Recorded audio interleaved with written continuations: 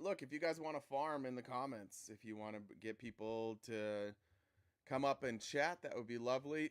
I spent, I don't know, 3 or 4 hours yesterday on Jeff's HVAC's live. I don't remember what his name is now. It's like I can't remember, something about Democrat. Yeah, we'll do this. Just taking opposition in the box. I see you, Gen X 73. Just if you're opposition, will you let Jen know? Just raise your hand or something to say you're opposition. Jen will bring you up. I will have to rely a little bit on Jen today to get things done. I'll also try and watch the comments. Above me, you'll see the Cash App and the Venmo if you would like to donate to our show. Felice and I use that money to pay for services and try and pay our bills. So if you guys feel inclined to donate, we would love that. I did want to get to one from yesterday. Deborah had sent this in right at the end, and I missed it. And she just said, "Thanks for all you do, a lurker." That she was saying she was a lurker, I think. I don't believe I was being accused of being a lurker. I'm not sure. But anyways, we'll we'll just get right into it. Again, if you guys are here and you're MAGA and you'd like to discuss any of that stuff, please hop in the box. I would love if I had some breaks from speaking. Middle of the week, my voice is already shot. I didn't know Felice wasn't going to be here today. That's something that was sprung on us early, and so I don't have much of a voice today. Where is my echo? Dale, why are you always hanging out in the comments? So I'm opening a drink. These little Kirkland, phenomenal, by the way. If you guys are into a nice, just like a dark cold brew, Kirkland's good. New hat, not a new hat, actually old hat. Nobody ever likes this hat. I never get compliments on this hat. Every time I wear it, somebody brings up that it looks dumb. So no, old hat actually. I just don't wear it very often. I have way too many hats. You live in Arizona, and I'm a sweaty guy. You need hats. Otherwise, your face is just covered in sweat all the time. All right, what's the drink? Oh, it's just a Kirkland like cold brew coffee. It always blanks it out there, but they come in a pack of like a trillion, and it's delicious. Damn Sherrod Brown on fire in Ohio. Yeah, he is. All right, well, I'm gonna jump into some lighter news stories. I have some stuff that's like a little more serious to cover as we get going, but the first thing I wanted to cover, this was reported by John Miller yesterday, but we missed it for our live. So during pre-sentencing, I see you, Jen. Did you need me? Oh, there you are. Oh, hey, what's up, guest? Sorry, I didn't know you were here. Doing good. How are you? I can't hear him. Can you guys hear him? I see that he's talking, but I can't hear him. I'm What's going doing to pretty happen? good. Can you How are guys hear you? him? Can you hear me You now? can hear him? Shit. I'm gonna drop you. Come right back up. For some reason, I can't hear you. That's weird. Yesterday was the exact opposite. People will come up and the audience couldn't hear them. Now I can't see your guys' comments. What is going on? Now the comments are back. Let's try that. No? You hear me now? What in the world is going on here? I have no idea.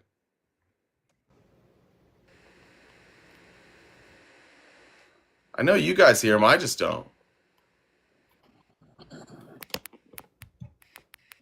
This is weird. Try. You want to try? Are you there? Yeah, I'm here. All right, now I hear you. Sorry about that. That was weird. No worries. So what's up? I'm just kind of curious. What makes you think MAGA doesn't protect children? Well, it was going to be based on a story I'm going to cover here in a little bit, but yeah, mostly because they don't protect children.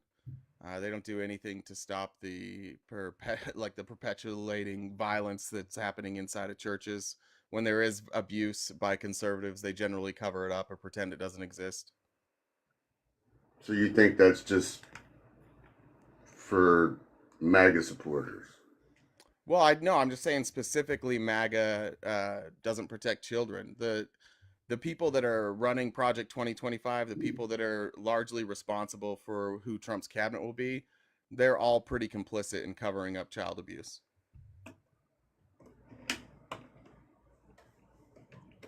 Are you Remember when sure Trump about that? endorsed Roy Moore? Are you sure about that? Yeah, I'm sure about that.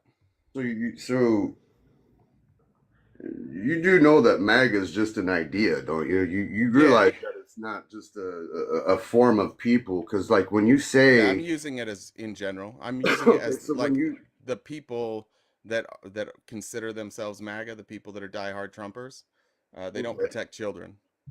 all right, so you really you have a pretty firm stance on that, correct? Very firm, yeah. Hmm, it's kind of odd. Well, have you looked into it? Do you know about the SBC? I'm no all well aware of it. I think it's a little bit. What's the I SBC think then? I think it's a little. Here's the thing. I'm No, just no, gonna wait, wait, take wait, you. wait. Tell me I'm about just the gonna S. take What that is you're the a SB? Democrat, Look, not right? everybody knows. Not everybody in the chat knows. So just tell them what the SBC is. I don't think I need to get into that argument with you. I'm asking you some pretty liable questions. No, You're up that's there, what we're you're up there talking about. saying Wait, that's what we're MAGA talking about. doesn't protect children. So that what you're Correct. saying to me is, as I'm a Trump supporter, Yeah. you're telling me that I don't support children? Is that No, I what you're said you don't fucking telling me? protect children with your So you're vote. telling me I don't protect children? Is that what Not you're with your fucking telling me right not now? with your vote, you don't. Oh, not with. Oh, so this is a vote. Yeah. Wow, Is that funny? dude, do you have not have anything better to do in your life besides sit here and try to like Try to what? you're stirring the pot, dude, is what you're doing. Well, yeah, that's true. I'm stirring the pot, but I would like you Why? guys to. But What's the point of stirring the pot well, because I think that your cult with ignores something that's child. so Well, fucking if you ask a that's question, ridiculous. if you You could ask the actually question, sit why don't you here and wait for the say answer? that MAGA doesn't protect children. Yeah. Like Are you gonna? literally, dude. Are Okay. you that fucking retarded? Are you literally that fucking retarded? Are you just get like? Are you just trying to get kicked now? What's your I deal? don't care. Kick me. I I don't give know a that's fuck. the thing, because you're too stupid to have a conversation with, so you're just gonna No, do you're this. stupid enough to sit here and to really think that You MAGA don't know doesn't what you protect still children. don't know what I'm saying. You Okay, still then don't tell know me what I'm what the saying. fuck you're saying. Well, Let it out. I'm I want to trying hear to, but this you keep shit. talking. You keep I want to talking. hear it. Let it out Okay. now. Come on. So the SBC, of course, is the Southern Baptist Convention, right? You know all about them. I'm not religious. I'm Jewish. I don't get into that stuff. Okay. I'm a Jewish guy. Wait, but earlier you said you knew all about the SBC. You said you know all about it. We don't need to get into it. Well, yeah, we don't need to. But if you seem Why to not? want to, then go ahead. Why should we not get into it? Because I'm not going to waste your time or my time on something that's just so ridiculous because All a right. fucking Well, opinion's vary. well, So, yeah, look. go ahead. Say what you got to say. Nah, just have a good one, man. We'll cover the story without them. Sorry about the slur there. Sometimes I want people to have to sit with that and see. The kick was coming. That's what they do. They come up when they hit a breaking point. They drop a slur that knows that they're going to get dropped. I just want you guys to know the only reason I let him hang on for like another couple seconds is because I wanted him to like have to actually answer some of that. I wanted him to know he couldn't just have an out. Like we were going to expose that he didn't know what he was talking about first. I wanted him to also have some embarrassment because he's not going to have any embarrassment just for dropping slurs. All right, Dale. What's up, Dale?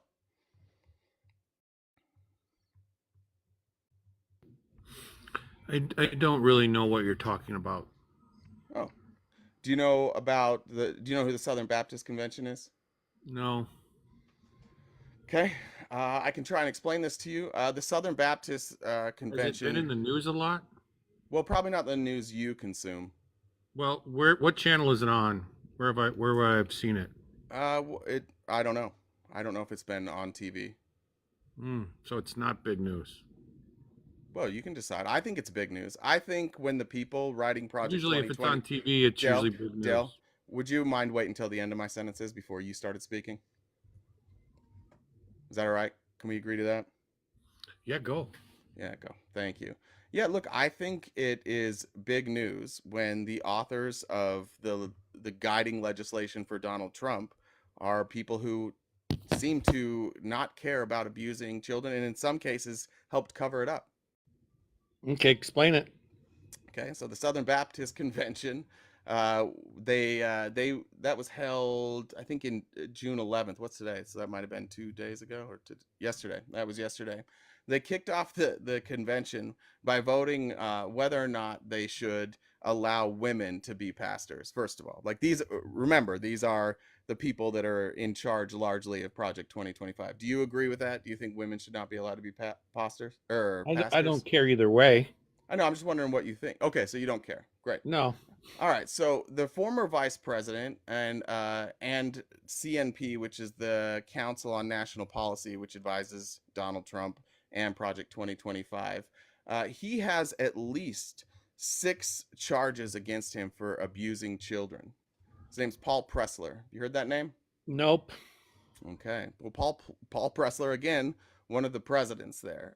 He recently founded the Center for Baptist Leadership, along with what was her name, Paige Patterson, right? So why And don't they arrest him?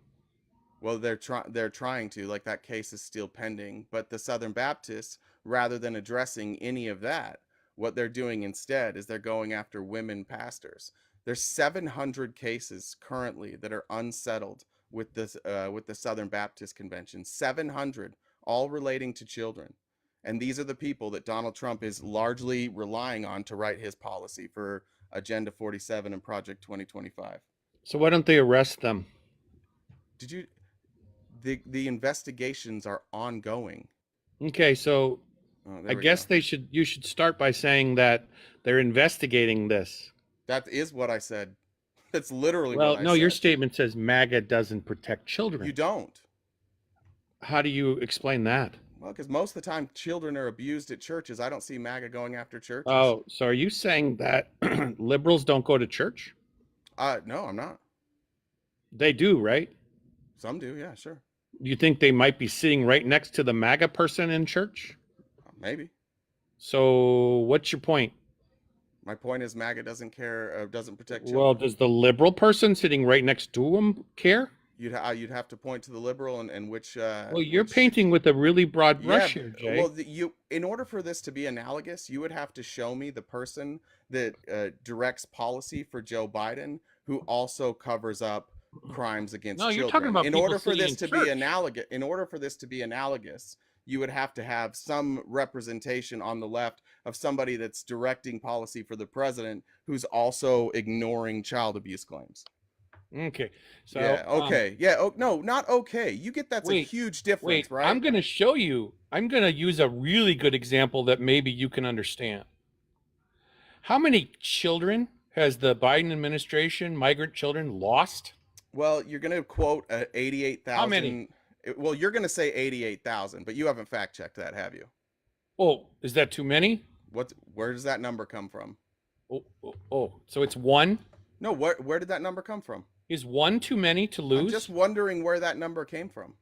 It's reported. Yeah, I and think what are it's they more than asking? that, to be honest What are with they you. asking? Who do they contact and what are they Well, asking? they call them. Who? They call them on the phone. They call who? The people that they've left these children with. And who else do they And call? if they don't answer, which they don't, Then it counts as what? They actually count as, oh, they're there. No, the opposite. They count it as missing. Yeah.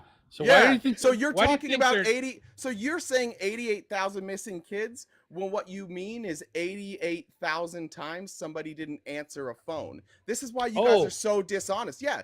88,000 times somebody didn't answer the phone. You guys Oh. could just report that correctly, but Oh. instead your side says 88,000 missing children. You don't even know what the report says. You're Dude, so easily When they duped, didn't answer Dale. the phone, does the government know where they are? No. So is that the definition of missing? No. Oh, if they didn't answer the phone, Correct? the government doesn't know where they are. Nobody, unless the government is watching with cameras, the government never knows where anybody is. So they don't know where the kids are. Correct? So what would you call that? Not missing. Well, what would you call it then? Well, if the people that are there, if the people watching the kids know where the kids are, those kids aren't missing, are they? The government doesn't even know who the people are. So we need big government to step in and verify people. Obviously. Gotcha. Yeah, that's what it Yes. is. Yeah, They're that's what it is. migrant children. Jay, do you not care about children? You don't Anything want to else, protect Dale? those children? Anything else, Dale? Wait, I don't get it. You just the I know definition of missing, because you just because agreed you're with. using a stat based on missed phone calls. Do I think the Jay? government should do Jay? a better? Do I think the government should do a better job? Yes. Do I think that that type of stuff was included in the Senate bill that they tried to pass? Yes. Who said no to all of that? Republicans. Again, it boils down to Republicans don't care. You used a fake number, and that fake number just goes to show that we need more funding, and you guys won't provide more funding. In every way, this is a Republican loss. Well, we're going to leave the border open, though. You guys are leaving the border open. We're trying to do something. We tried to pass legislation, and now we have an executive order, and you guys won't let us do anything. By the way, they didn't close the border. It closes the border after a certain amount of crossings. How many? I think it's 2,500, right? A day? On a rolling average. How many is that a year? I don't know. It's a lot. Good. That's really good math you did there, Dale. So how's that closing the border? Well, that's better than unlimited. Jay, has he closed the border yet? That's better than unlimited, which is what you guys are allowing. So it's been in you place. Guys want has he closed unlimited. The border yet? I don't care. You haven't. He done has anything. not. Why not? We have exceeded Why that hasn't number he been able to every do single anything day. on the border? Why not? Why hasn't he been able to do anything on the border? Because he's not going to. No, he's tried. He tried to pass legislation and now an executive order. Okay, he's got the executive order in place, Jay. Who's close the border, border, in the way, Dale? Who's standing in the way? I don't think anyone is. Republicans won't fund it because they have to He's run got the on this. executive order in place. Yeah. Has he closed the border? No, it's on. No, could he have more than 2,500 people come across every day? No. Yes, they have. Not for a 7-day rolling average, Dale. Yes, they have. You don't know what bills say. It hasn't been in place for 7 days.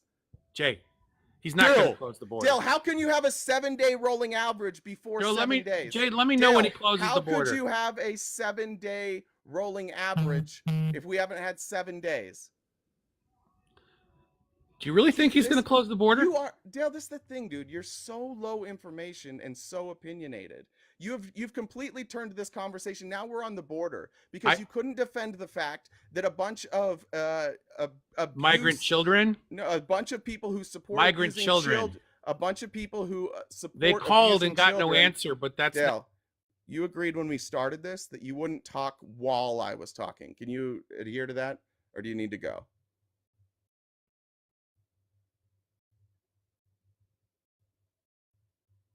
I'd kind of like you to give facts.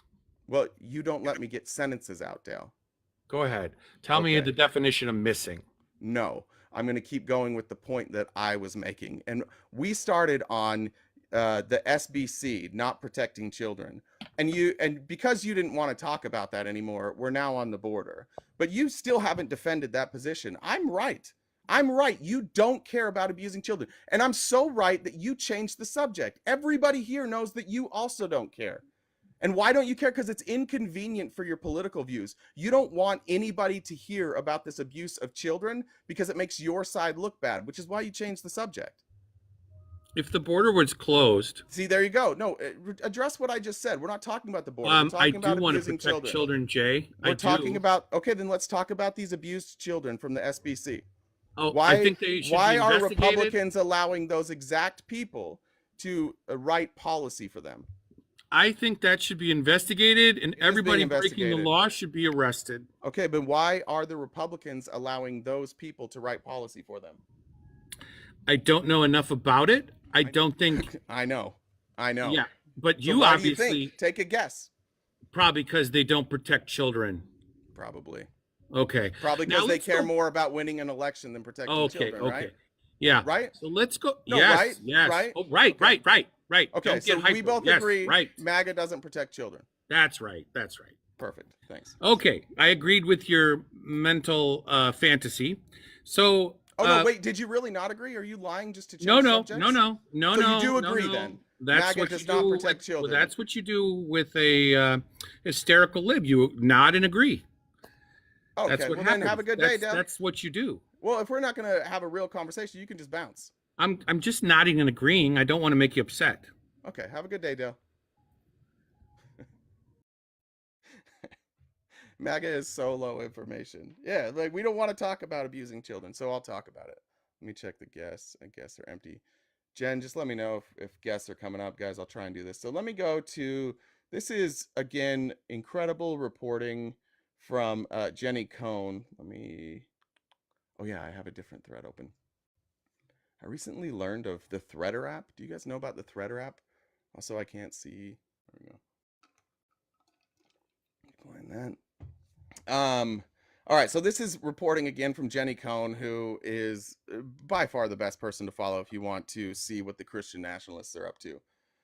So for those who don't know, she says Southern Baptist Convention leaders have been enormously influential in the Council for National Policy, the Christian rights umbrella organization, which effectively controls the GOP. And we'll explain like how they control the GOP.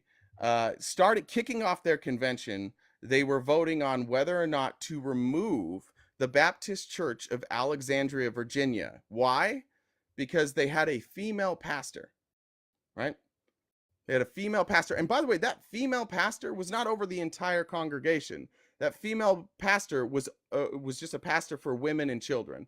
And they've decided that they need to take this up for a vote. And you might think maybe it was close. Well, it wasn't that close. It passed overwhelmingly, like 70 something percent. They decided that they would remove the Baptist Church of Alexandria because they had a woman as a pastor. Paul Pressler, who I brought up earlier, is a former vice president and CNP president. He's also an alleged serial abuser. Again, the Council for National Policy, if you were to Google the Council of National Policy, and if you were to check their connections to virtually any prominent Republican, it's direct, right? They're directly involved, and we'll cover some of these prominent politicians that they work with. This is Paul Pressler again. He's accused of grooming. There's 6 men that have accused Pressler of sexual misconduct. 2 of them were minors at the time, and this along goes with the 700 unresolved cases from the Southern Baptist Convention. But here's him saying, like, getting real honest about something that I don't think I wasn't ready for. This is just the type of person that Paul Pressler is. When we say like Christian nationalists and white nationalists, and we often say like it's kind of hard to tell the difference, this is why. A self-avowed Christian nationalist, Paul Pressler, said this. 25,000 to 19,000, I think it was. And the 25,000 to 19,000, he's talking about the passing of a bill in the, I don't remember what year it was, but basically is when the conservative movement got more conservative. I think 78 or 79. But basically when they ran the moderates out of the party. So that's what he's referring to vote totals, but I'll go back. 25,000 to 19,000, I think it was. And it was like Gettysburg, but this time the right side won.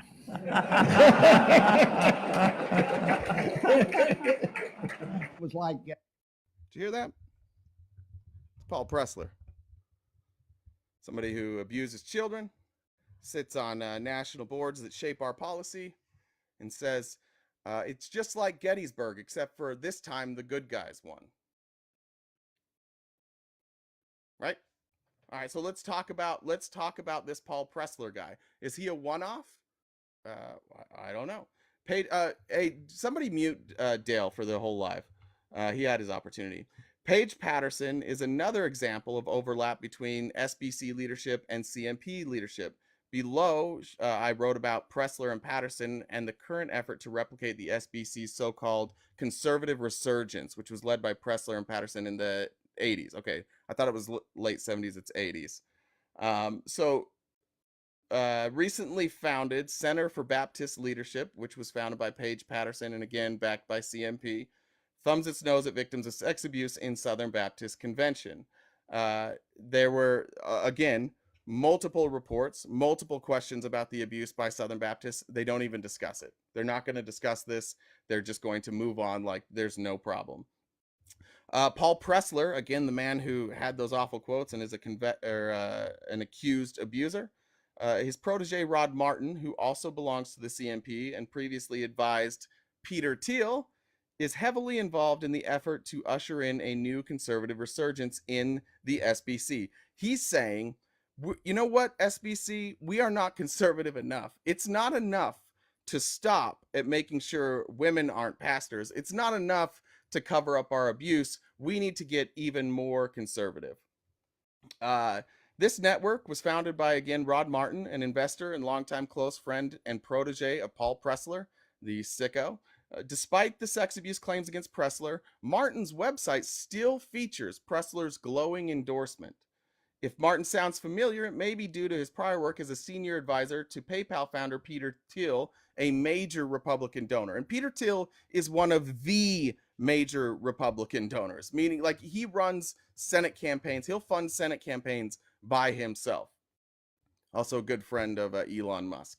Martin is also an apparent ally of Wolf, a nonprofit advisory board that includes Tom Askell, the Conservative Baptist Network's 2022 nominee for SBC president. Now, William Wolf, we've talked about before. He and this Rod Martin guy, who again directly connected to Paul Pressler, recently founded the Center for Baptist Leadership with funding from an anonymous billionaire donor.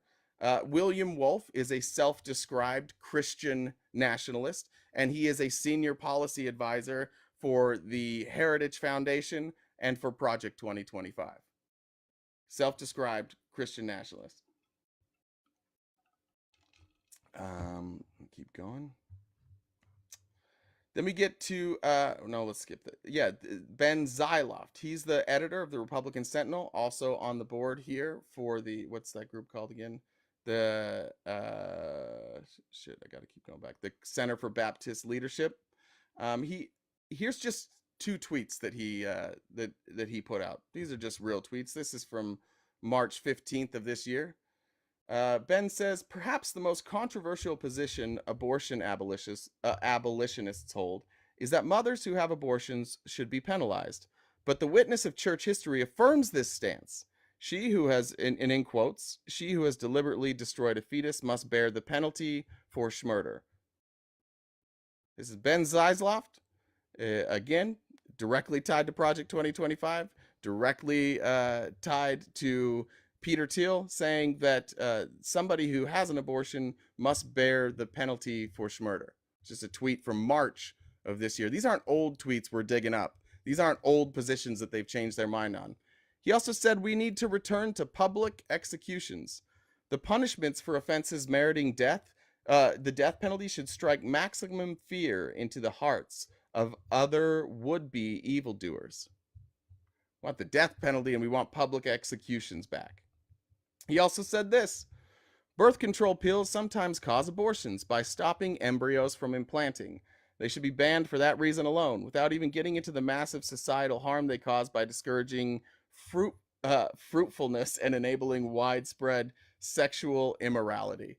Like, we're not just saying here, it's not enough for him to just say, like, we got to ban birth control because I think that it's morally wrong. He's also like, and by the way, it allows people to have sex, and sex is bad. That's the guy we need running. We need this guy running policy for us, right? Let's see if there's other ones I had missed on him. All right, we're good on that one. Let me go on. All right, now we're going to go to a Heritage alumnus and a former member of the Trump cabinet and future member of a Trump cabinet, should it happen. Russ Vought, he's the co-author of Project 2025. And he said that he's proud to work with William Wolf, the guy we just discussed. Proud to work with him. William Wolf says this: want to restore the American family? Here's how William Wolf is going to restore the American family. And again, co-author of Project 2025. This same man, last time we covered William Wolf, this same man has said, like, we're not going to tell everybody what's in Project 2025. We can't tell you guys everything that's in it because then it'll be too opposed. Even they recognize, like, it's too radical to tell everybody the whole plan. Let me get a drink.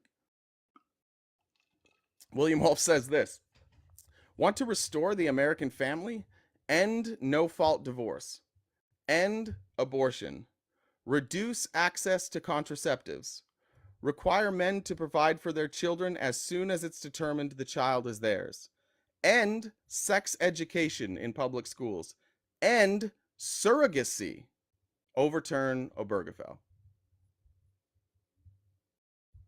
This is one of those reasons that, like, when we get bogged down in Trump versus Biden, I do think like this needs to be brought up specifically for anybody you know that doesn't want to be a Christian nationalist.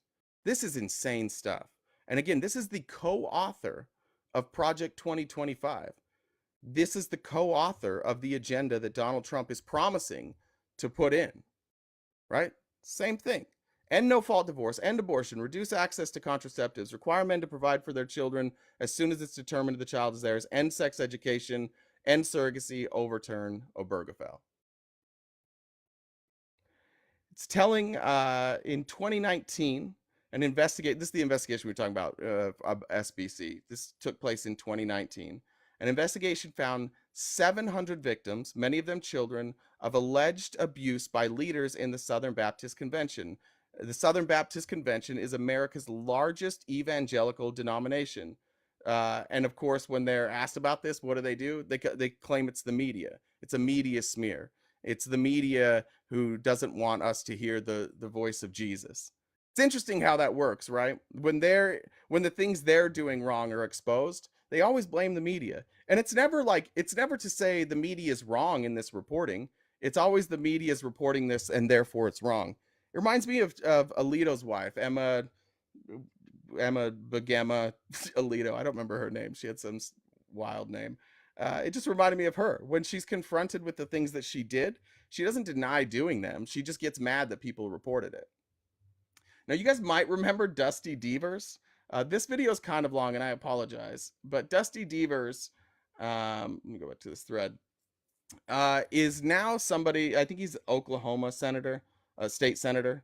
And we played, I think, a little bit of this video. But he's now claiming that hormonal birth control causes abortions. I admit this is not something I knew a lot about, and so I had to do a little bit of research before the show. But let me just play Dusty Devers' clip here until we're too sick to hear it. But I want you to pay attention to what Dusty Devers says here. Dusty Devers went to a Christian school. He's educated at a Christian school, and he quotes Christian scientists here. And it'll be real apparent to a lot of you that what he's saying is nonsense. And if it's not apparent to you, I'll bring some information at the end. Let's see.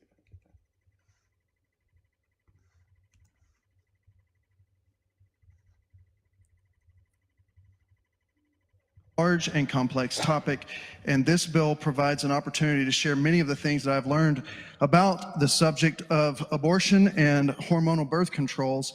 In this conversation, I understand it may take longer than some of us would desire, but I can assure you that I am not attempting to stall or disrespect the members or the author in any way. I simply want to take this opportunity to demonstrate how far we have come, and that we have, in the conversation about contraceptive drugs, on page 2, this bill says that it will exclude medications that could be used to terminate an existing pregnancy, but that would include all hormonal birth controls.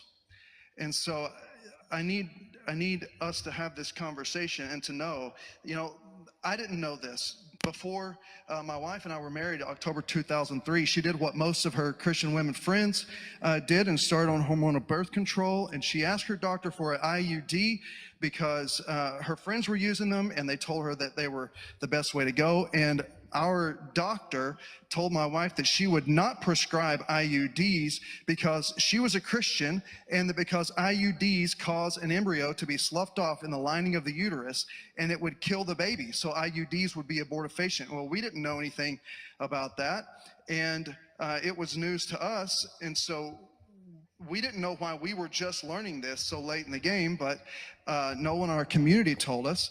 And so my wife's OBGYN explained that other birth controls were abortifacient as well. but she believed that it was much smaller percentage. So we moved over to the patch, which is replaced every week and not worn during the week of the cycle. And when my wife's cycle did not come, she was afraid to put on another patch. But sure enough, we ended up pregnant with our first child, who's now 19, and he's in another country right now on mission work. We wondered if we would have replaced the patch, if we would have lost him. And we also wondered if we had lost him, or if we had lost, or dare say, killed other children. A little while later, during my master's seminary studies at Southwestern Baptist Theological Seminary, Dr. Albert Mohler, who's the president of Southern Baptist Theological Seminary, spoke to us Here we go. at a chapel session about abortifacient birth control that kills babies in the womb. And he warned us that many of us were killing our own children without knowing it.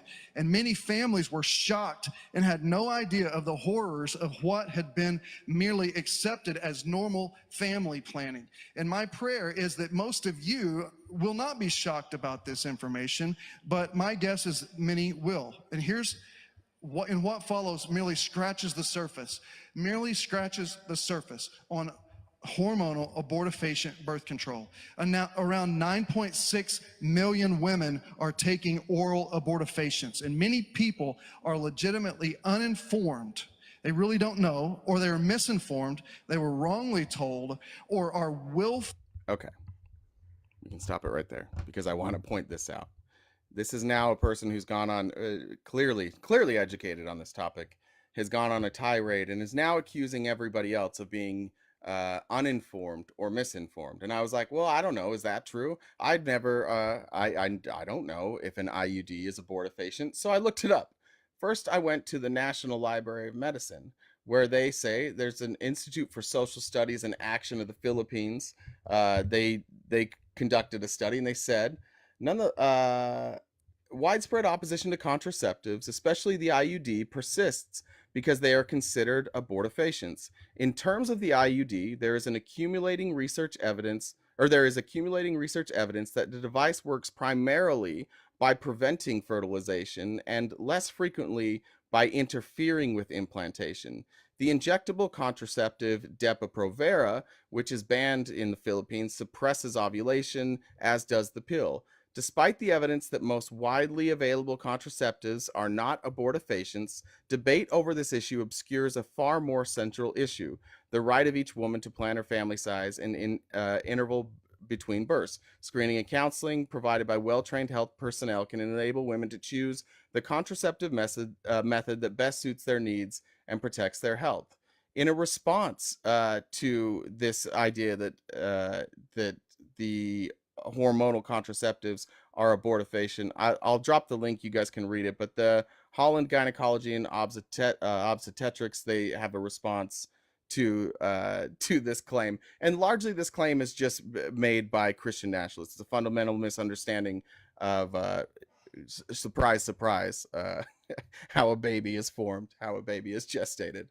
So again, so this is Dusty Devers. This is somebody that's promoted by the Heritage Foundation, Project 2025, and he's just out there spouting things, calling everybody else dumb and misinformed when he's clearly very, very misinformed on this.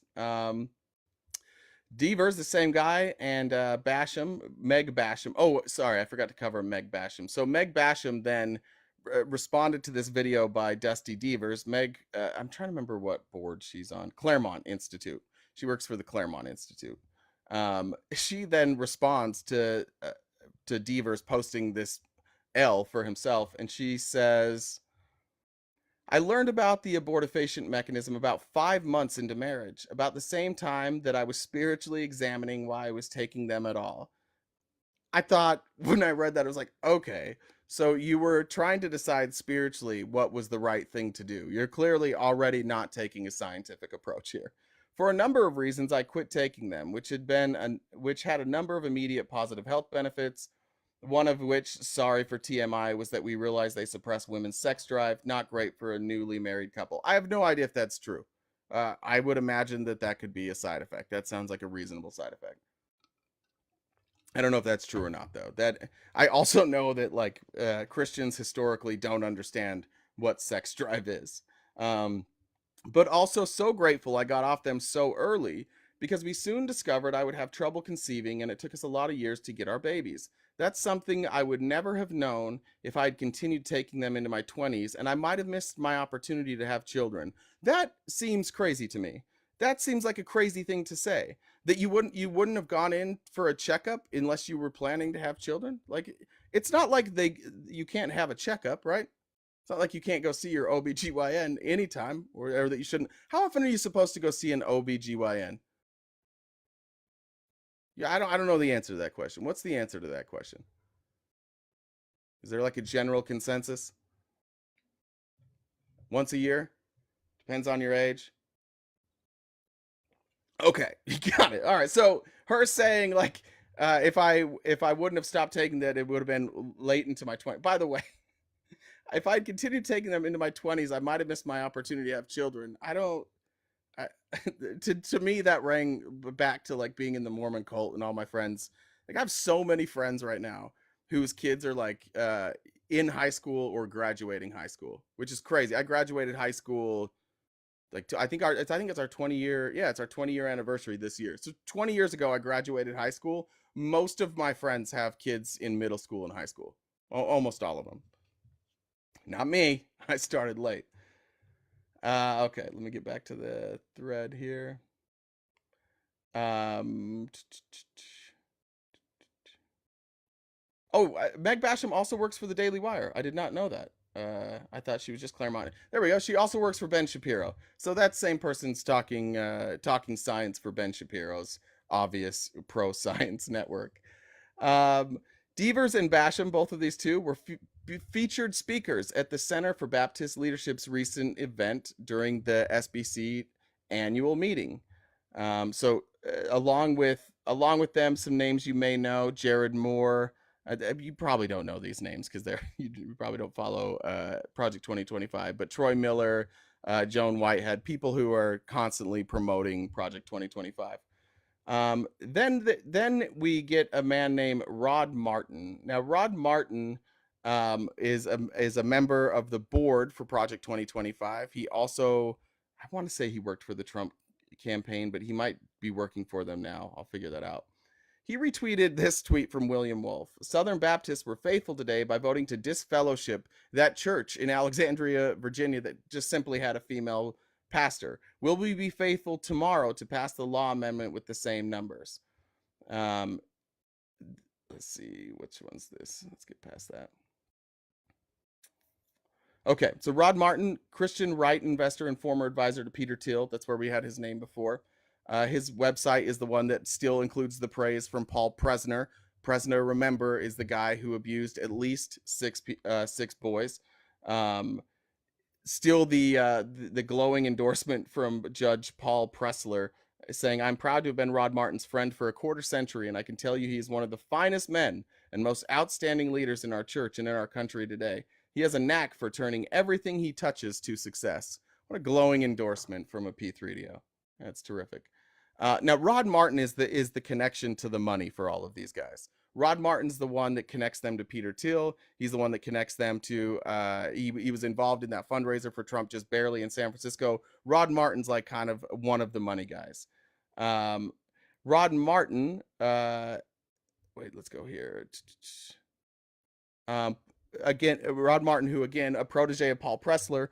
Paul Pressler's now lawsuit alleging that he had raped a 14-year-old boy has now been settled by the church. So one of the six just got settled.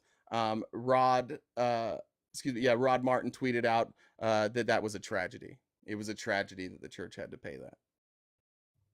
Just want to point that out. Let me get back. All right. So now, is this the part? Let me get to the part that links. Sorry, guys. This is kind of hectic on this thread. Let me get back to it. I'm gonna link in some names you guys know.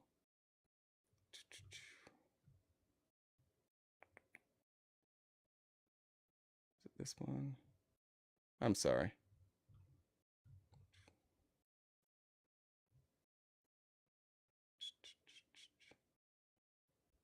Where is it? What in the hell? Sorry, guys. Did I delete it?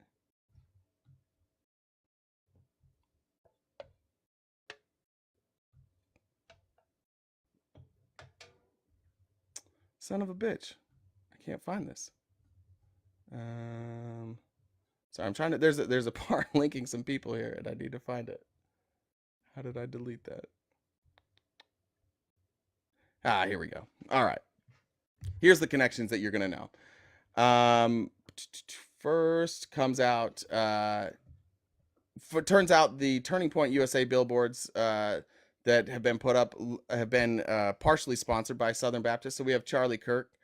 These billboards say "Stop state-sponsored grooming in schools." So they're putting up billboards all around the country saying "Stop state-sponsored grooming in schools." Meanwhile, the very people that are funding these billboards and helping fund Charlie Kirk are covering up over 700 allegations of abuse. Charlie Kirk finds more entry points into the Southern Baptist Convention. That was that exact one. He's a member of the Council for National Policy, the same Council for National Policy that we just discussed. Like all of these people, William Wolf, Rod Martin, Paul Pressler, all of these people on the Council for National Policy, including Charlie Kirk. Charlie Kirk, who now is openly working for the Trump administration. Like Turning Point and the Trump the Trump campaign have now an open relationship. They've come out public. They're doing this together. They're no longer pretending that they're not working together, but they are. And there's more connections between Paul Pressler and other people that you may have heard of, like House Speaker Mike Johnson. J. Michael Johnson Esquire, as he was known then professionally in 2010, was chosen to be the inaugural dean of a school.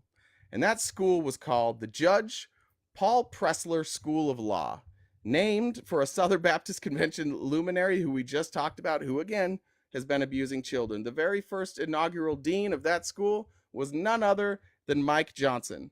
They also brought on Tony Perkins, a longtime mentor who's now the president of the Family Research Council and the CNP. So now we figure out where Mike Johnson came from. This is from the AP in October of 2023. Before House Speaker Mike Johnson was elected to public office, he was the dean of a small Baptist law school that didn't exist. The establishment of the Judge Paul Pressler School of Law was supposed to be a capstone achievement for Louisiana College, which administrators boasted would unashamedly embrace a biblical worldview. Instead, it collapsed roughly a decade ago without enrolling students or opening its doors amid infighting by officials, accusations of financial impropriety, and difficulty obtaining accreditation, which frightened away would-be donors. There is no indication that Johnson engaged in wrongdoing while employed by the private college, but as a virtually unknown player in Washington, this episode offers insight into how Johnson navigated leadership challenges that echo the chaos, feuding, and hard-right politics that have come to define the Republican House majority he now leads. What do we think about that? What do we think about those connections? Should we keep going? Or are you guys bored? You bored with this yet?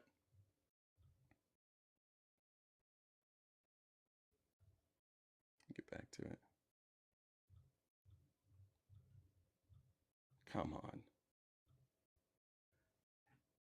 Well, I lost the thread. We might be done. We might be done with that part today. I'll reconvene tomorrow because I have other studies. But just wanted to point out the connections to Project 2025 are terrifying people.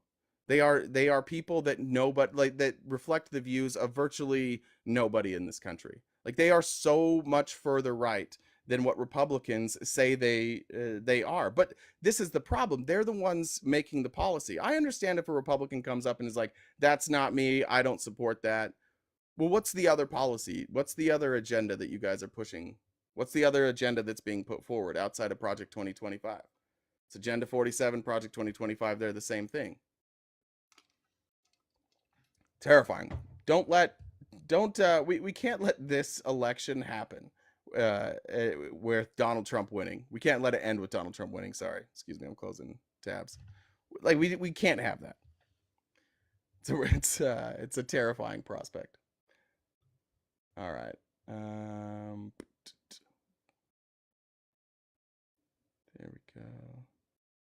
right, I want to laugh a little bit here. All right, this is just a clip I found yesterday. This is these are the Fox News hosts yesterday. You're not ready for what they say. They're talking about the Georgia case, I believe. That's what it says on the headline there. I don't know what they're talking about, but you're just not going to be prepared for the cult behavior of these Fox News hosts.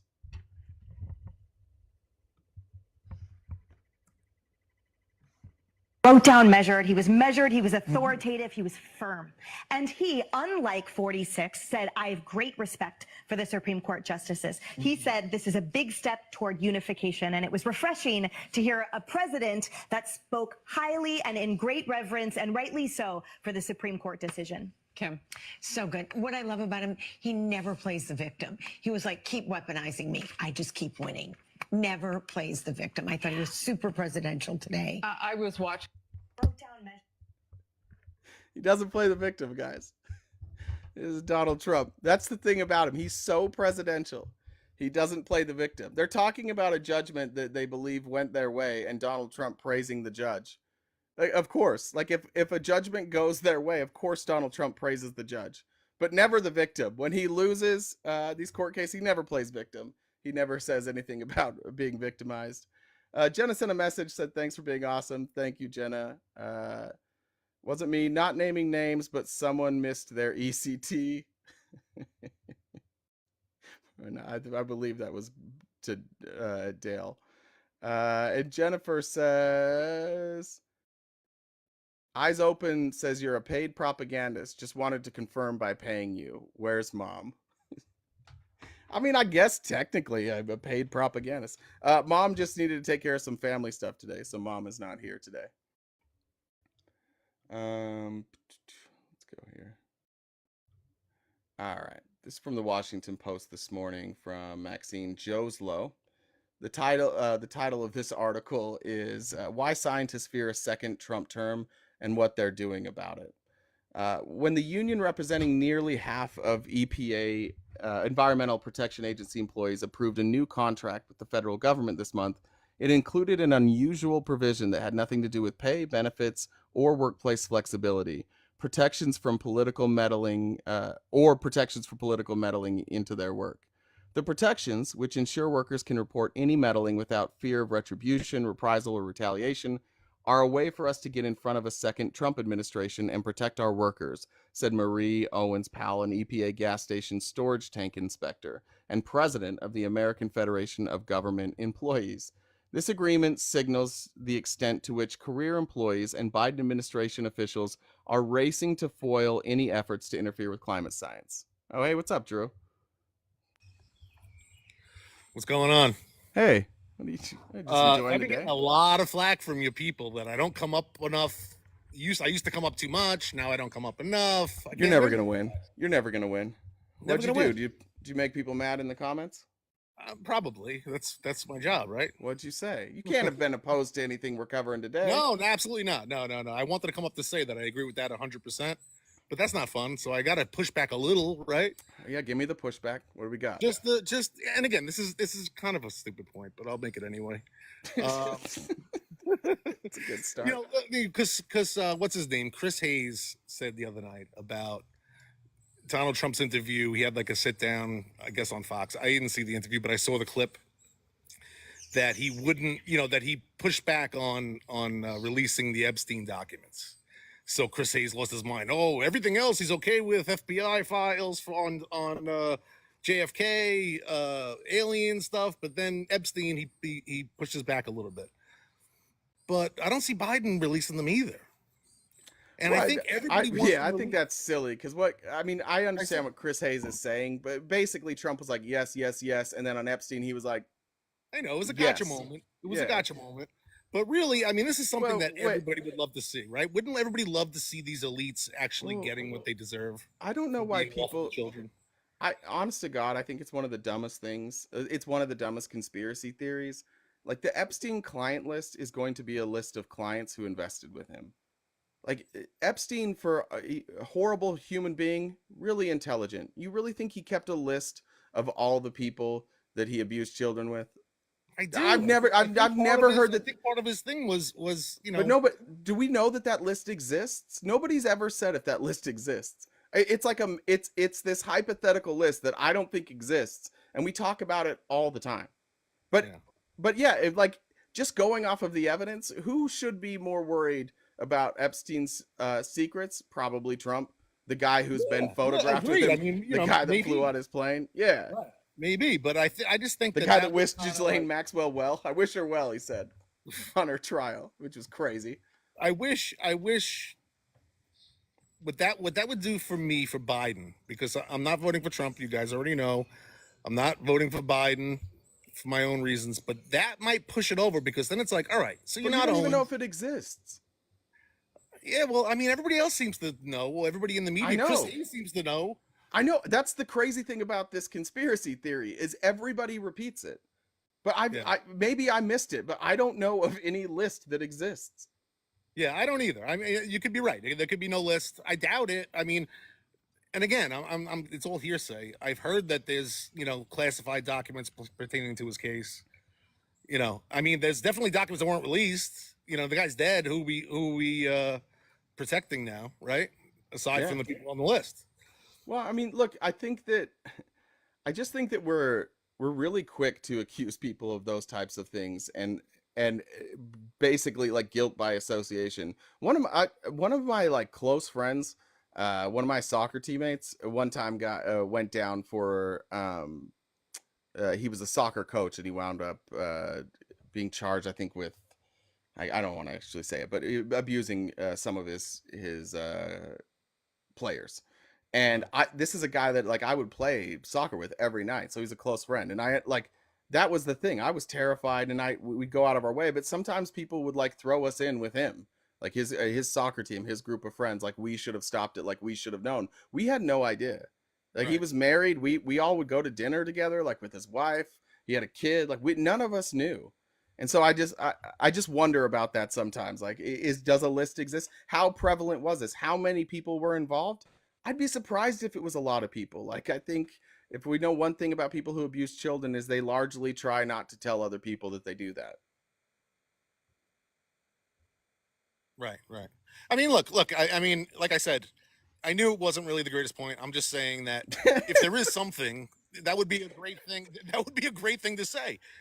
Why is my voice and my face confusing you? Is that a compliment or an insult or both? I don't know. Somebody said that? Yeah. I don't know. Maybe they thought you'd look dumber, or maybe they think you look dumber than your voice. One more thing, and I'll leave. I want to push back on one more thing. I'll leave you alone.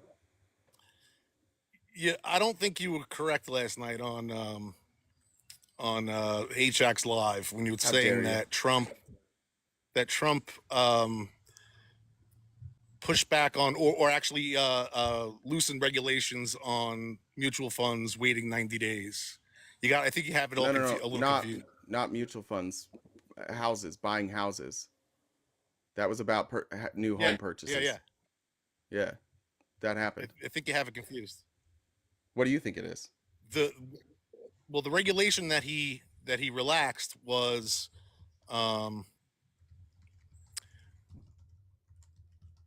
for building new properties for developers.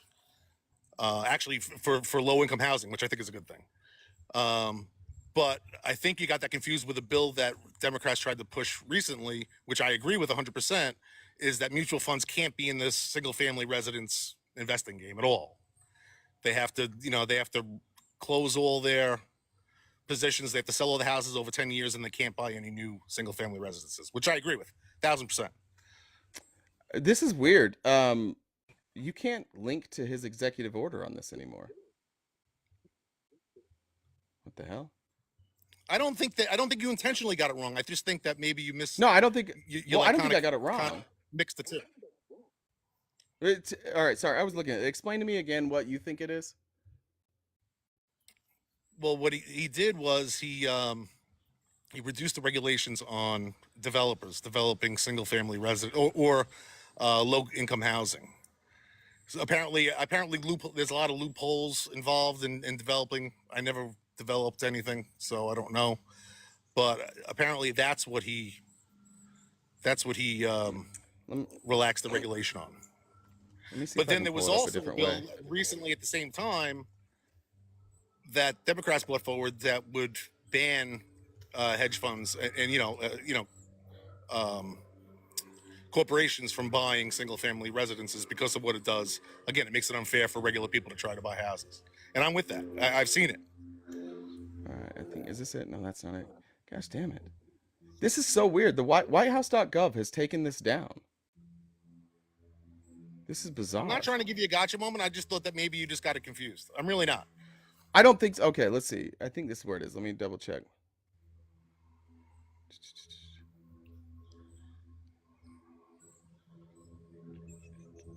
Oh, thank you. That was nice. All right, so it wasn't an insult. Thank you. I'll have to find it. Yeah, for some reason they won't let you access that. I'll find it. I'm like 95% sure that that is correct, but for some reason they won't show me his executive order. And it's not a bad of a gotcha. I honestly think you got it confused. That's what it is. And, Wait, and if I'm wrong and you figure it out, and I'll happily admit it. But I just think you got it wrong. Where did I? Let's see if I can find it. Yeah, I'll have to find it again. Like I said, I'm gonna have to find somebody who archived the executive order for some reason. Yeah, but all these like far right crazy. Oh, one last thing, and again, this is feelings, not facts, which I like. I honestly think that this association with the far right, as far as Trump's concerned, like I don't think he's gonna stick to anything. I think he's just a liar, and whoever he needs that support from that crazy radical Christian right. He does, or else he loses. Okay, so I think he's pandering to them, and I don't think he's gonna follow through with this shit. I don't think that's him. I mean, that's what I would say too if I was like on the fence about Trump. It's also what I would say. That's how I would also justify it. But like, how's that not disqualifying? How's it not disqualifying that these people are in his? You know what I mean? It should just on that. I don't think we should take a risk on that. Yeah, and it did for me. That's really what did it for me. But this being like his only term that he could do, I don't know. Like I said, that's what did it for me because he already did it with Supreme Court justices. So why take a chance? I agree with that. But I kind of have a feeling, and it's just a feeling, that he's not going to follow through with this real hardcore right agenda shit. Well, the thing, I don't think he has any real desire to be an executive, to be president. I don't think he likes any of this stuff. I think that most, just like he did when he was president before, like most everything he pushes off and he just kicks it down to everybody else. He doesn't want to get into the minutia of any of this. So my concern with Donald Trump is not that he understands Project 2025, not that he like advocates for it. My concern with him is he's just fucking lazy and he's just going to allow it to happen. Like he cares about being in the spotlight. He cares about big wins. Like I think he would sit back and let people do this and just be like, oh, sorry, that wasn't me. It was the EPA or it was the FTC. That's not me. Yeah. And like I said, these are reasons. This far right stuff is the reasons why I'm not going to vote for him. But I just, I also coming from the point where I was going to vote for him, that was kind of my rationale with this stuff. Like I had to square it, and that's kind of what I thought. I'm not saying it's right. I'm just saying that's kind of what I thought. But that's it. I don't want to take up too much time. No, you're good. You think I'm avoiding you? Like I'm not afraid to come up, guys. I just didn't have anything to say the last couple of days. That's good. That's good. Yeah, I was agreeing with you. That's a good thing. All right, man. Listen, have a good one. See it. Later. Let's see. I'm still trying to find the background on this of where I found it.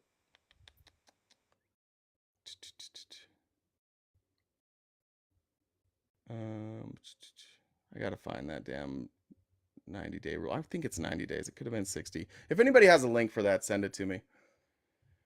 All right. I hope you guys know how much this sucks to just speak into the void. It does not work very well for me. What is this one? Son of a bitch. Son of a bitch. Son of a bitch. Okay, so this was where'd the comments go? Now I can't see the comments. And let me check comments on the phone too. Guys, do me a favor, try and farm as much opposition as you can down there. We probably won't go the full we won't go the full 3.5 hours today if we don't have people to debate. From NBC News this morning and everybody, The latest FBI statistics point to a historic drop in crime in the first quarter. Historic drop in crime. After a year in which the murder rate fell at one of the fastest rates ever recorded, top criminologist added. This should be good news for everybody, criminologist Jeff Asher, who analyzed the FBI numbers, told NBC News. But it's also early June, and the trend of the nation's crime is always uncertain. The rate of violent and property crimes dropped precipitously in the first 3 months of 2024 compared to the same period last year, which again, we had seen historic declines. The Schmurder rate fell by 26.4%. Reported grapes decreased by 25.7%. Robberies fell by 17.8%.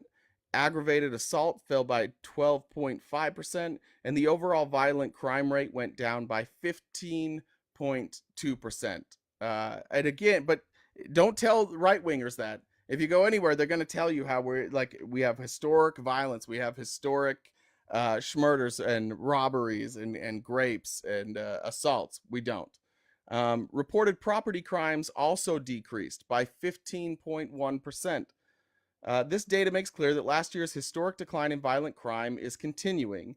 The continued historic decline in homicides does not represent abstract statistics.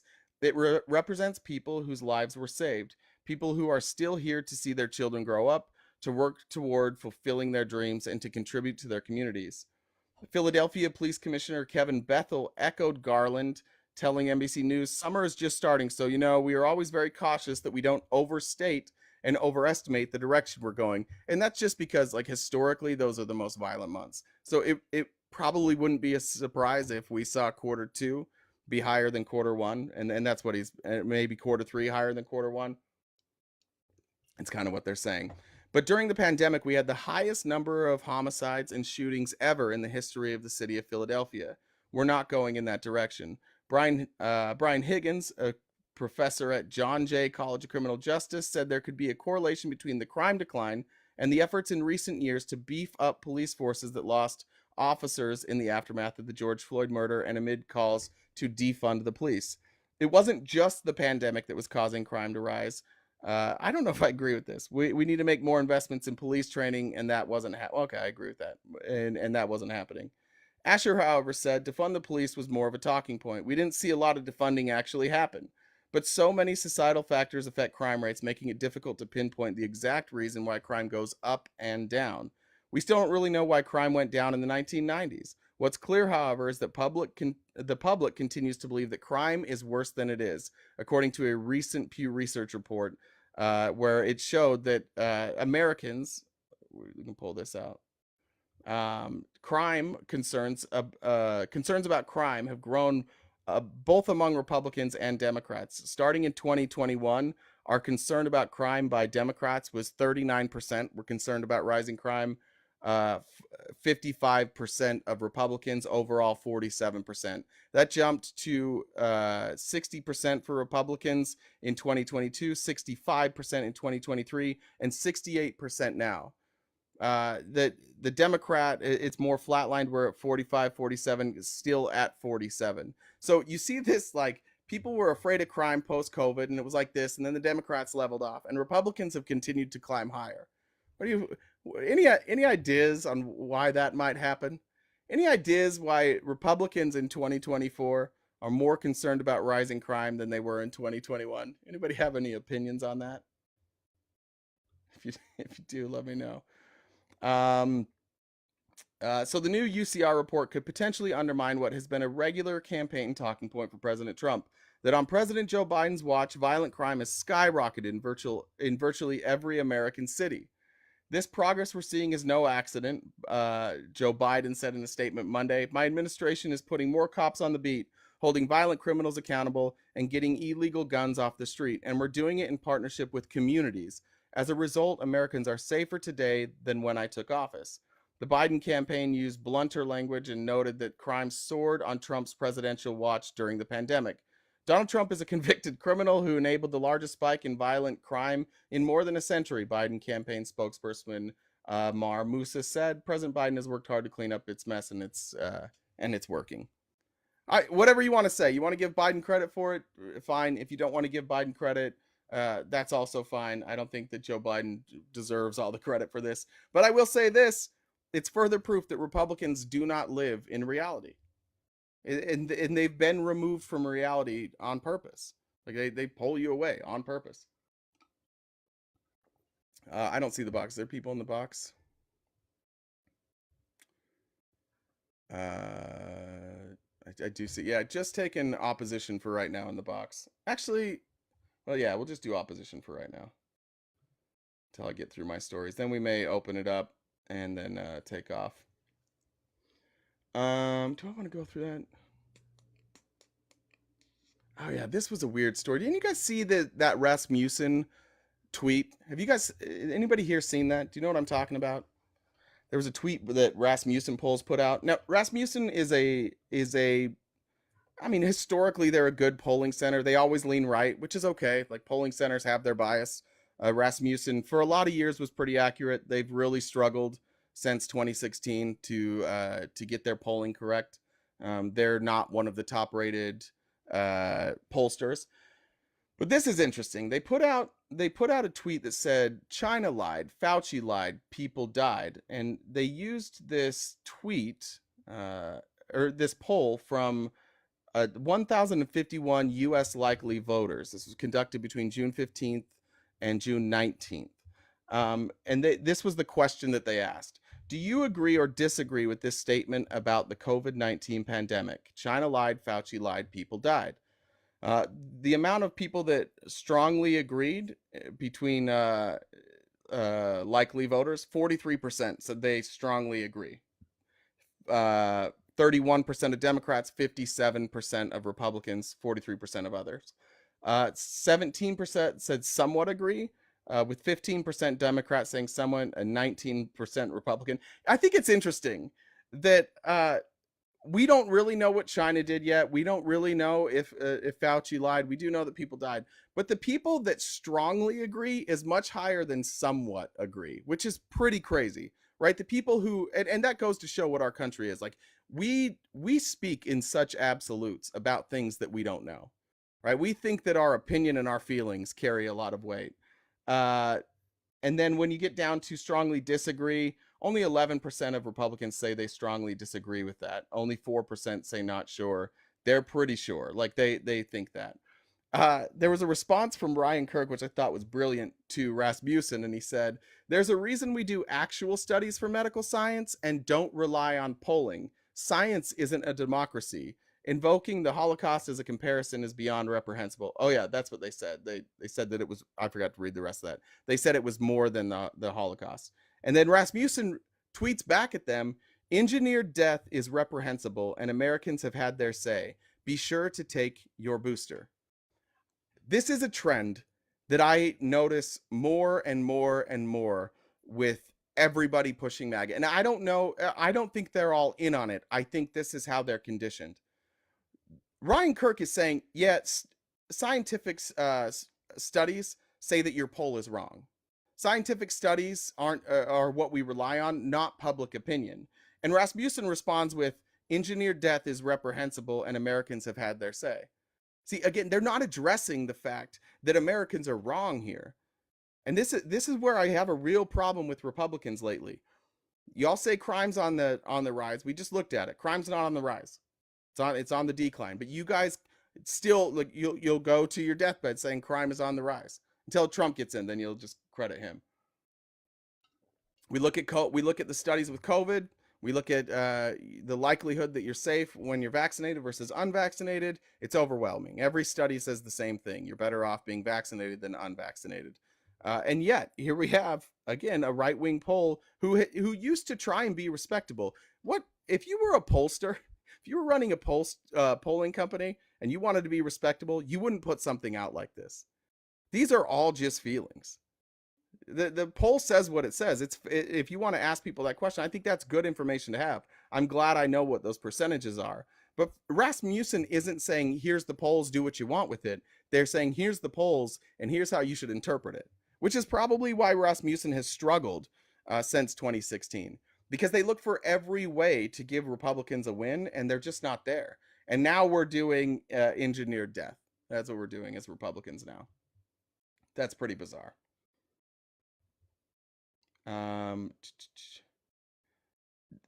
Jonathan Laxton, who's a medical researcher, also responded. Let me get this back. Said incorrect. Research on tens of millions of people show no risk of mortality following COVID vaccines. Your Holocaust comparison is disgustingly disrespectful. He's linked nature.com, Science Direct, and mdpi.com, all citing three different studies, basically saying that the mortality risk from COVID vaccines is at best unproven, at best. Right. And they're saying that they somehow, because of American people think that the COVID vaccine killed more people, therefore it did. Right. We see this, like the amount of anti-science and anti-reality coming from these people blows my mind on the daily. But it's good to see Rasmussen just like give up pretending that they're not a partisan pollster. I thought this was interesting. There's a Republican primary to replace Mitt Romney in Utah. It's between John Curtis, who is currently a congressman, and Trent Staggs. I can't remember what Trent Staggs does. I know I've met him a few times. He's a Riverton mayor. He accused John Curtis of insider trading. He said on March 4th of 2020, Abbott Laboratories was awarded a federal grant. On that same day, John Curtis purchased stock in that company. This is the problem in Congress. At a time when somebody should be looking out for their constituents, they end up looking out for their own profit. And this is what I liked. I believe that people do insider trading in Congress. I believe it's possible John Curtis did. But what's interesting about this claim by a fellow Republican is it's not true. Right? Curtis said, "You accuse me of a felony here tonight. You better have good evidence, and I'd like to challenge you to produce that evidence that somehow I've committed a felony." And here's the fact check. While Curtis did make some well-timed trade at the start of the COVID-19 pandemic, those transactions did not violate any laws. In March 2020, Curtis purchased stock in several companies that stood to benefit from the crisis. One of those was Abbott Labs, which received government funding to develop a rapid test for the virus. Curtis also purchased shares in video conferencing company Zoom and bought stock in Amazon and Costco. Those purchases were made several weeks before any stay-at-home orders were issued. At the time, Curtis had not been privy to any classified briefings on the coronavirus, explaining that most of the stock transactions were handled by Northwestern Mutual and that he was not informed until after the trades had been completed. Curtis said he personally bought stock for Zoom, which he said he had done on the advice of CNBC commentator Jim Cramer and Amazon. I just want to point out that, again, like, it would be so easy if you just went to Unusual Wells. You can figure out basically who's doing insider trading in Congress. And Republicans are so lazy that even when they try and eat their own, they lie. Like, they can't even get the facts right when they're going after their own people. I enjoyed that.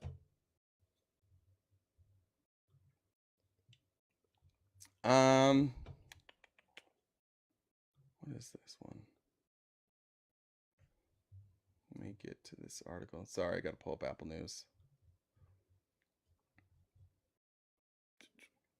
Check the comments. While you guys are here, keep tapping. If anybody wants to come up, has any opposition, if you want to talk about MAGA not protecting children, I'd be happy to talk about that today. Trump. Let's see this one. There we go. All right. Is this the right one? Make sure I have this right.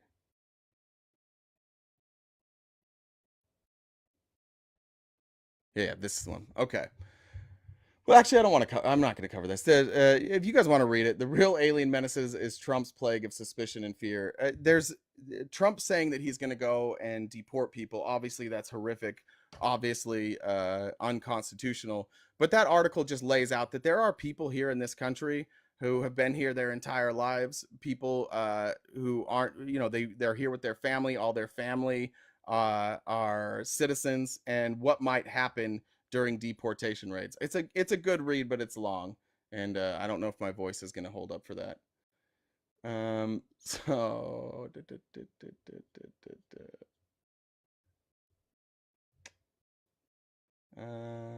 let's go there.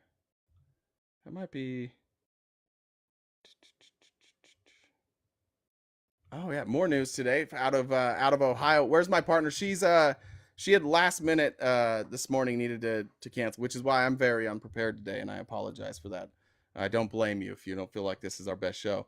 Yesterday there was a special election in Ohio's 6th district, and this was interesting. So in 2020, in this district, in our last presidential election, Bill Johnson won this seat with 74.4% of the vote, which is from he's a conservative, he's a Republican. 74% of the vote. Trump was plus 24. Yesterday they held a special election, and Republicans, Michael Ruley, won with 54.6% of the vote. They have dropped 20 points in deep red. This was Trump plus 30. It was JD Vance plus 45. This was with 98% of the vote was in at the time when we started this, but now it's only plus 9. This is Ohio 6th. This is Ohio's 6th congressional district, and this was their special election. What does that tell you? We've seen red being flipped to blue, and virtually everywhere else we've seen Republican strongholds become less strong. So I just thought that was an interesting outcome from last night. Oh, and then here's this. You guys may have remembered Republicans. Somebody, I think Stacy maybe was talking about it yesterday on Jeff's live. But Republicans are talking a lot about how the Department of Justice isn't agreeing to release tapes of Joe Biden. They're not agreeing to release emails from the Department of Justice or any communications they have between the Department of Justice and Alvin Bragg, and they think that this is somehow evidence of fraud or evidence of them trying to hide something from us. But in truth, these are just long-standing rules, and the Republicans are asking for special exceptions. And if you want special exceptions to the rules, you need a good excuse, and your excuse can't be, hey, there's Jen. Let me bring you up, Jen. Your excuse can't just be, well, go ahead, Jen. How's it going? It's going. What's up? I just thought I'd come up. Hey, if you guys aren't tapping the screen, liking the live, help push it out to the FYP so Jay doesn't have to talk to himself and scream uncomfortable like he is. That would be fantastic. If you are not following us, we're streaming to YouTube. If you're not following us on YouTube, please go do that. Go subscribe. RTP Talks, we put all the lives over there. We do some edits of the debates, different clips for that. I haven't put this in the server yet. Also, if you would like access to the Discord server, please send myself or Jay or any other mods a message and we can get you an invite over there. But Jay and I were talking yesterday, and we thought it might be fun to make some different video clips of one very excited fast person, Flash. So I'm going to put a link to that video. So if you want to show some of your editing skills. Let's give some context there. Yesterday I was in a box. I went to SK's live for like 5 seconds, and I guess Flash had mod powers and just kept muting my mic. I was like, I'm not going to stay here. And he got really mad and said, all you ever do is mute the mic when I'm on your live. And I was like, all right. So I text Jen and I was like, who is this person? I don't know who this is. And she's like, I'll look into it. I guess he had been on our live on the 25th of March. So we went back and we listened to it. I gave him like 30 minutes. It was just one-on-one 30 minutes. I muted him twice. Once to ask him a question. And the other time, because like we had agreed that we weren't going to talk over each other and I just needed to get my answer out. That was it in 30 minutes twice. And so we thought we would maybe make fun of him because that debate did not go well for him. I didn't remember it, but then when we went and replayed it, we're like, oh, that didn't go well. So then Jen and I decided to be petty, and Jen's like, maybe some people could help us be petty. Yeah, so I can provide the ingredients for the pettiness. If anyone would like to participate in the game, I'll put that over for everybody and let you know. But yeah, so I thought I'd just come up and do some of the housekeeping stuff for. I guess this is I'm in. So yeah, DM me or Jen if you are in the mood to be petty and help us make some videos. Yep. So I'll share it. But good luck. Thanks, Jen. You're doing Appreciate great. It. Shut up. Bye. All right. So Matt Gaetz grilled Garland and was like, hey, why won't you give us these emails between you and the district attorney? And he's like, I don't even know if those emails exist. It doesn't make sense. Like, they don't report to us. But again, like, we're also not just going to give you our communication just so that you can go on a witch hunt. So today, after a letter from Chairman Jordan sent to them demanding that they hand over their emails, the Department of Justice decided to respond. They said, this responds to your letter dated April 30th regarding a state criminal trial brought exclusively by the Manhattan District Attorney. This also responds to questions regarding that prosecution and jury verdict posed to the Attorney General during his appearance before the committee on June 4th, 2024. The committee has demanded information from the department because of what you describe as a perception that the Justice Department is behind the district attorney's so-called politicized prosecution. And these are politicized prosecution and a perception that the Biden Justice Department is politicized and weaponized. To that end, the department does not generally make extensive efforts to rebut conspiratorial speculation, including to avoid the risk of lending it credibility. However, consistent with the Attorney General's commitment to transparency, the department has taken extraordinary steps to confirm what was already clear. There is no basis for these false claims. The department has conducted a comprehensive search for email communications since January 20th of 2021 through the date of the verdict between any officials in department leadership, including all political appointees in those offices, and the district attorney's office regarding any investigation or prosecution of the former president. We found none. This is unsurprising. The district attorney's office is a separate entity from the department. The department does not supervise the work of the district's attorney's office, does not approve its charging decisions, and does not try its cases. The department has no control over the district attorney, just as the district attorney has no control over the department. The committee knows this. The department's search included the email account of Matthew Colangelo. That's the one they love to tell you about, right? Matthew Colangelo, he left the DOJ so he could go help Alvin Bragg. And he was one of Biden's right-hand man, so they sent him in there because he was going to do the destruction. So the department search included the email account of Matthew Colangelo, a former department official about whom the committee has raised numerous unfounded questions. The department did not identify any instances of Mr. Colangelo having email communications with the district attorney's office during his time at the department. This is also unsurprising. As a member of the Associate Attorney General's office, Mr. Colangelo's job was to oversee the civil litigation components that report to the Associate's office, including the Civil Division, Antitrust Division, Civil Rights Division, and the Environment and Natural Resources Division. Mr. Colangelo reported to the department on December 2nd, 2022. Department leadership did not dispatch Mr. Colangelo to the district's attorney's office, and department leadership was unaware of his work on the investigation and prosecution involving the former president until it was reported in the news. The self-justifying perception asserted by the committee is completely baseless, but the committee continues to traffic it widely. As the Attorney General stated at his hearing, the conspiracy theory that the recent jury verdict in New York State Court was somehow controlled by the department is not only false, it is irresponsible. Indeed, accusations of wrongdoing made without and in fact contrary to evidence undermined confidence in the justice system and have contributed to increased threats of violence and attacks on career law enforcement officials and prosecutors. Our extraordinary efforts to respond to your speculation should put it to rest, but it won't. Indeed, the department's actual role with respect to the district attorney's office regarding this matter is already a matter of public record. As court filings show, both the district attorney's office and the former president's defense team made requests for documents from the U.S. Attorney's Office from the Southern District of New York. In response to these requests, Southern District of New York produced records to both parties, including the defense. They've already been given these records. The documents were produced to the former president's attorneys under a protective order imposed by the trial court. In any event, information sharing between a U.S. Attorney's Office and local prosecutors is standard and happens all day, all over the country. We hope you find this information helpful. Please do not hesitate to contact this office if we may provide additional assistance regarding this or any other matter. Sincerely, Carlos Uriarte, the Assistant Attorney General. Yeah, everything they say is a lie.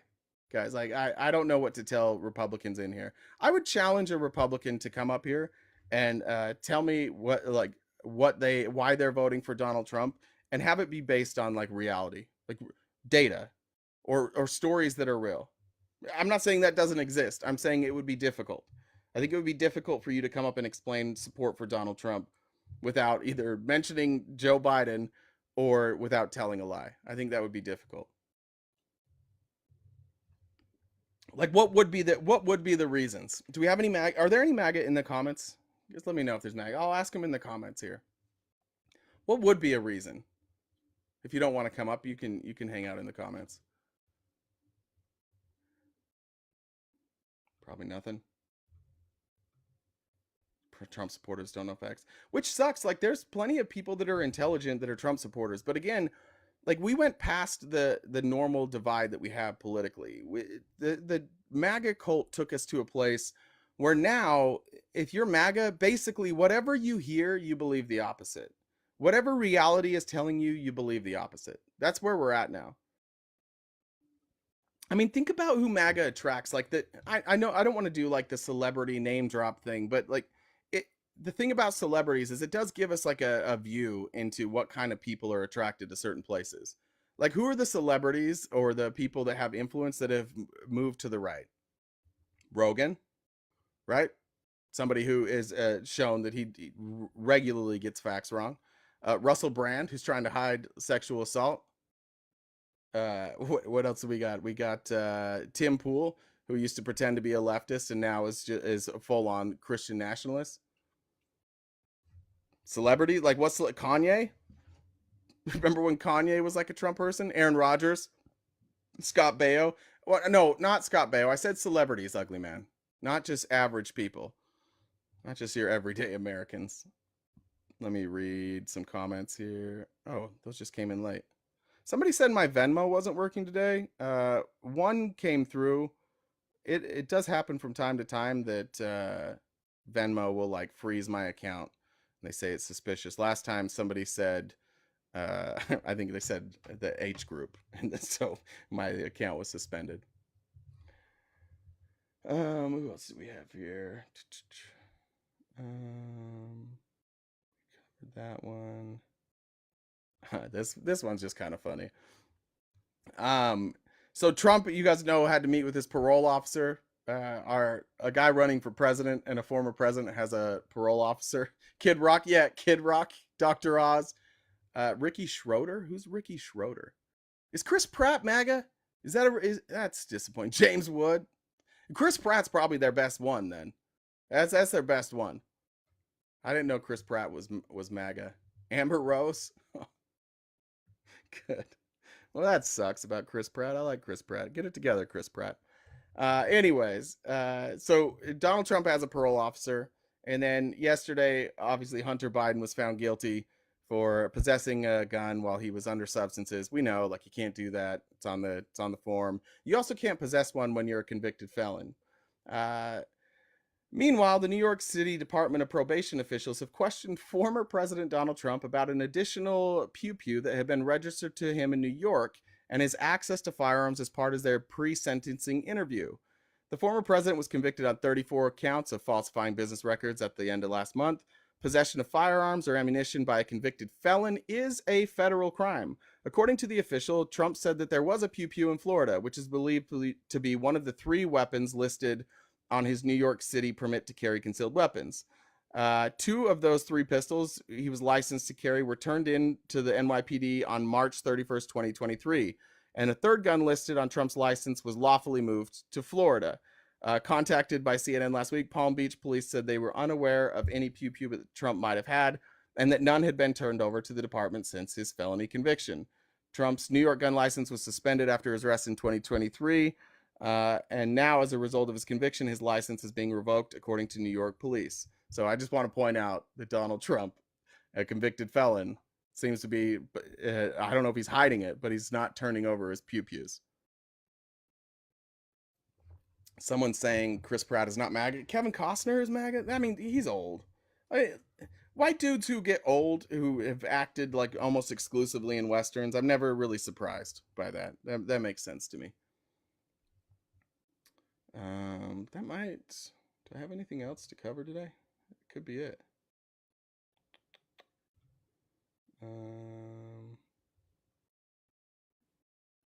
I have another story. I just don't want to cover it. I feel like,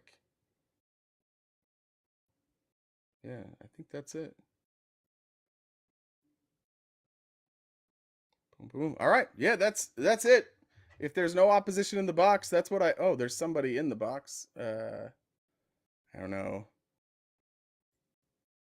Probably that doesn't seem like opposition. The meaning of life, anti-racist, pro-environment. Are you opposition anima? If you are, just say it in the comments, which I can't see. If you're not, I'm gonna shut it down for the day. Who can we raid? John Voight, really? That's right. Just drop the. The problem is if I say quick question, then we have to allow everybody up. It sucks. I hear you. Doug, is Doug live right now?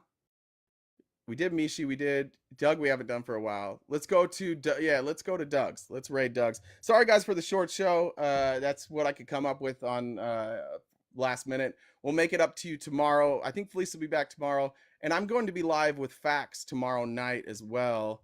Fax, if you're here, do you want to talk about it? I don't know if you're here. Red labels only. That sounds. Are you opposition red labels? I'll stay if somebody's opposition.